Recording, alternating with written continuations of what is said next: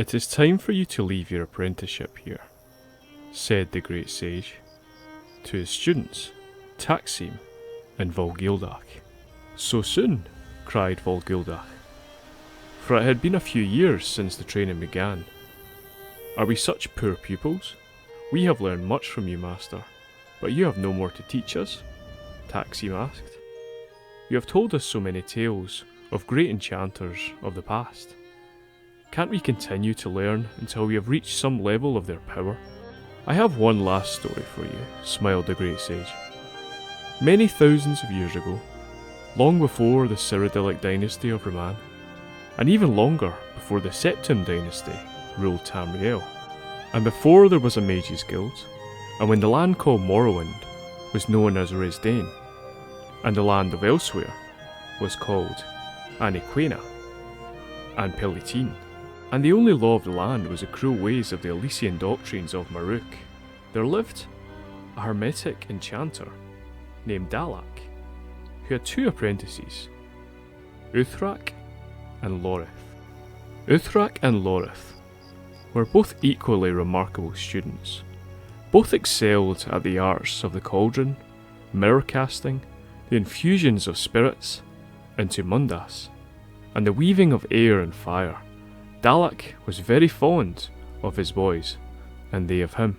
On a springtide morn, Dalak received a message from another enchanter named Poethel, who lived deep in the forests of the Colovian heartlands. You must remember that in the first days of the Dark Era, mages were solitary practitioners, and the only organised consortium being the Sigics of Artium.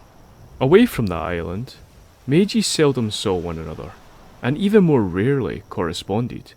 Thus, when Dalek received Poethel's letter, he gave it great attention. Poethel was greatly aged, and he found peace in his isolation was threatened by the Elysian reform. He feared for his life, knowing that fanatical priests and their warriors were close at hand. Dalek brought his students to him. "It will be an arduous and perilous journey to the Colovian states.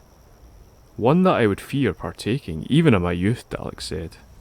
"My heart trembles to send you two forth to Poethel's cave, but I know he is a great enchanter, and his light must continue to burn in the heart of the continent if we are to survive these dark nights." Uthrak and Lorith pled with their teacher not to send them to Poethel. It was not the priest and the warriors of the Elysian reform they feared, but they knew their master was aged and infirm, and could not protect himself if the reform moved further westward. Finally he relented, and allowed that one would stay with him, and the other would journey forth to the Colovian estates. He would let them decide which one of them would go. The lads debated and discussed, and fought and compromised, and at last they decided to let fate make the choice. They threw lots, and Lorith came up short. He left early the next again morning, miserable and filled with fear. And for a month and a day he tramped through the forest of the midst of the Colovian estates. Through some planning, some skill, and much assistance from sympathetic peasants, he managed to avoid the ever-tightening circle of the Elysian reform by crossing through the unclaimed mountain passes and hidden bogs. When at last he found the dark caverns where Dalak told him to search for Poethel, it was still many hours before he could find the enchanter's lair. No one appeared to be there. Lorith searched through the laboratory of ancient tombs and cauldrons, and herbs kept alive by the glow of mystic circles, strange liquids and gases caught in transparent membranes, and at last he found Poethel, or so he presumed. The desiccated shell on the floor of the study, clutching tools of enchantment, scarcely seemed human. So Lorith decided that he could do nothing further for the mage, and began at once the journey back to his true master Dalek and his friend Uthrak. The armies of the reform had moved quickly since he passed. After more than one close-near encounter, the young enchanter realised he was trapped on all sides. The only retreat that was possible was back in the caves of Poethel.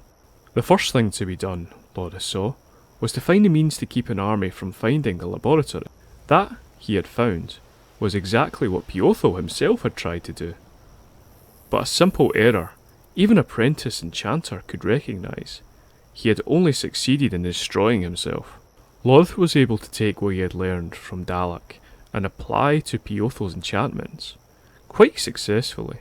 The laboratory was never found or even detected by the Reform. Much time now passed, and in the 480th year of the First Era, the great Aidan Direni won many battles against the Elysian Horde, and many passages and routes that had once been closed were now open.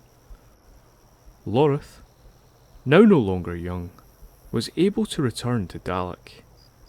When he last found his way to his master's old hovel, he saw candles of morning, lit in all the trees surrounding. Even before he knocked on the door and met his old fellow student Uthrak, Lorth knew that Dalek had died. "It was only a few months ago," said Uthrak. After embracing his friend, he talked of every day, of every year you were away.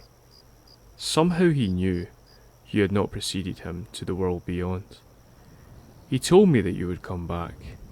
The grey-haired men sat before the fire and reminisced of the old days. The sad truth was that they had both discovered how different they had become. Uthrak spoke of carrying on the Master's work, while Lorth described his new discoveries. They left one another that day, each shaking his head, destined to never see each other again. In the years ahead, before they left the mortal world to join their great teacher Dalek, they both achieved their desires. Uthrak went on to become a respected, if minor enchanter in the service of Clan Direni. Lorth took the skill he had learned on his own and used them to fashion the Balak Thurm, the Staff of Chaos. My boys, the lesson is, you have to learn from a teacher to avoid those small but essential errors that claimed the life of such self-taught enchanters such as Piotl. And yet, the only way to become truly great is to try all the possibilities on your own.